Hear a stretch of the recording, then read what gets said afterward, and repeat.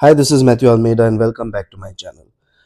Recently, the remarks made by the Chief Minister of Goa, Dr. Pramod Sawant, has come into controversy once again. It was all about the Birsa Munda Jayanti and the rally in honor of the ST and SC community all over the country. Now, he brought in this aspect of conversions and this and that once again, creating another controversy with his remarks, where he said that there are people who are trying to convert the ST-SC community of Goa, and he will not allow this under his governance. Now, there is a certain problem when statements like this are made. Even the anti-conversion laws that are being implemented all across the country, which goes against the fundamental rights and freedom of every citizen of India, which are guaranteed in the Constitution of India. The first thing, first of all, we need to understand who is Birsa Munda or Bhagwan Birsa Munda. Birsa Munda was a tribal person. When he was a child, he studied under the British, became a Christian, and later on, when he realized that even though being a tribal Christian, yet the tribals were mistreated, and that the British were just making people Christians for their own benefits, he left being a Christian and he started working for the tribal people, and especially using the natural medicines that are around the village.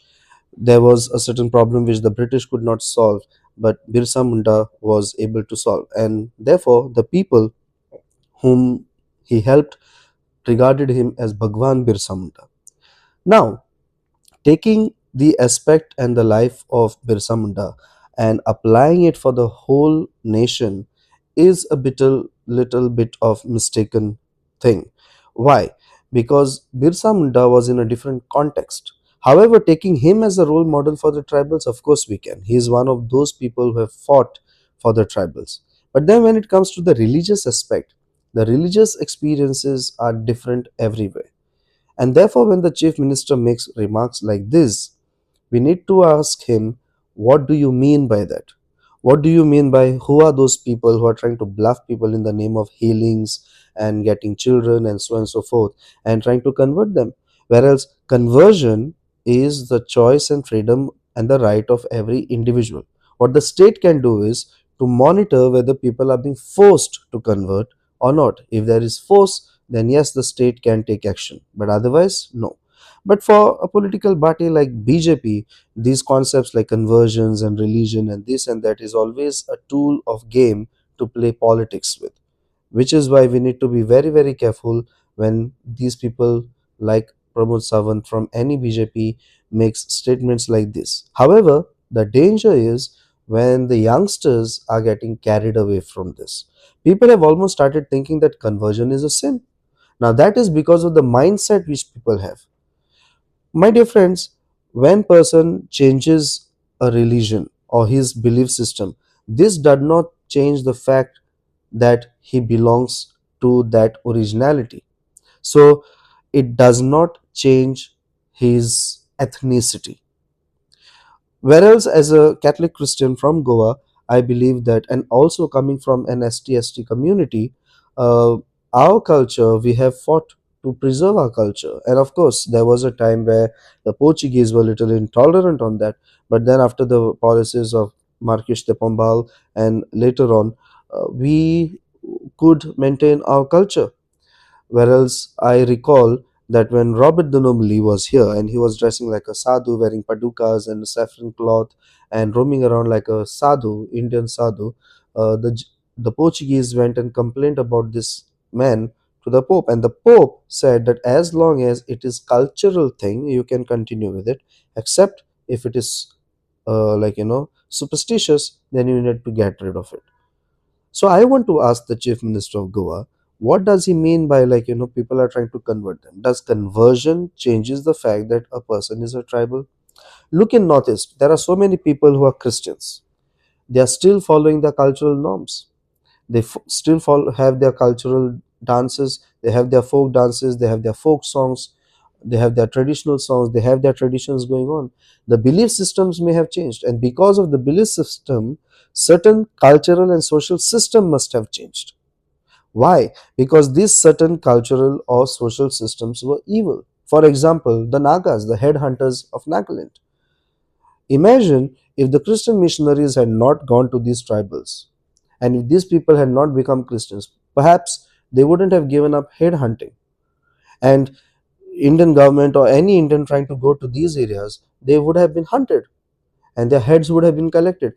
Thanks to the Christian missionaries who brought in that change. Now, only the head hunting aspect has been changed, whereas all the other things, when it comes to their cultural dressing, when it comes to their cultural programs, things that were not harming any human life, or things that were, like, not superstitious, so to say, they are being continued. And therefore, no one is bothered with that. So, change of religion does not bring about change in someone's ethnicity. That person continues to be a tribal, and just because you change your religion doesn't mean that you have to give up on your culture, unless that particular religion enforces on you to change and destroy your culture. Whereas, as a Christian, I don't think that Christianity has enforced anyone to destroy culture. It may have happened that the colonialists have implemented such thing, but the church as such has not done that. And therefore, based on this document, which was given by the Pope when the case of Robert the Nobly happened, the church took this document as a foundation for something called inculturation. The church is a church where there is so much of inculturation. The Pope declared that the church or Christians are not bound to any particular culture. They are not bound to promote any particular culture. They are not bound to promote any particular language. They are not bound to promote or be loyal to any particular nation. Wherever they are, the culture of that place is their culture. Wherever they are, that nation is their nation. Or wherever they are, that language is their language. And therefore, it is important for us to understand that what happened with Birsa Munda when it comes to his religious beliefs was a contextual thing. Yes, something wrong happened. But I believe, had he been somewhere else, then I think it would have been beneficial. Or the idea or the thinking pattern would have been different. If changing religion means destroying culture, and if that is bad, in Ghana, so many Africans, the tribals, have been converted to Hinduism. Now, thousands of years, these people have been eating beef and so on and so forth. And suddenly now they have been stopped from eating beef. Is this not destruction of culture? So, why focus only on certain religions only? Why not take the whole picture? And therefore, what happens when our Chief Minister Pramod Sawant makes statements like this? It creates controversy, it questions the fundamental liberty of any person. If conversion is wrong, then Dr. Babasaheb Ambedkar, who should be the first person who should be held criminal or responsible. But conversion is not wrong. Forcing someone and, duping someone, giving false promises or false beliefs, that is a problem. Otherwise, not. He also said that people are trying to bluff others about healings and so on and so forth. The thing is, whether that person is healed or not is up to that person. If he or she claims that she went to for prayer somewhere and got healed, they are bound to explain to others when the others inquire as to on what basis they say that they have been healed. But this is their personal experience. I, as a third person or a second person, cannot draw conclusions and say that it is false or true. It's up to me to believe it. If I feel it is false, I need to prove it. How? If I believe it is true and I'm talking to others about it, I need to prove it on what basis it is true. But the person who experienced it, that person only has the experience. But I find it very funny that a person like Pramod Sawant believes that certain powders are magical, but he cannot believe that sometimes prayers can heal your disease. It's very funny. So it is very funny to imagine that a chief minister makes a comment like this. And my dear friends, these laws like anti conversion laws or to do anything against conversions itself is against the spirit of the constitution. As I said again, I'm repeating myself, we can monitor forced conversions, we can take action on that. But if someone is willing to convert on his own free will because he experiences some divine experience, none of us have the right to stop it. None of us have the right to stop someone either from converting or remaining in that. No one has the right to tell me what religion I should follow or not follow, whether I should convert or not convert. Nobody has that right to do. But then, forced conversion has another face.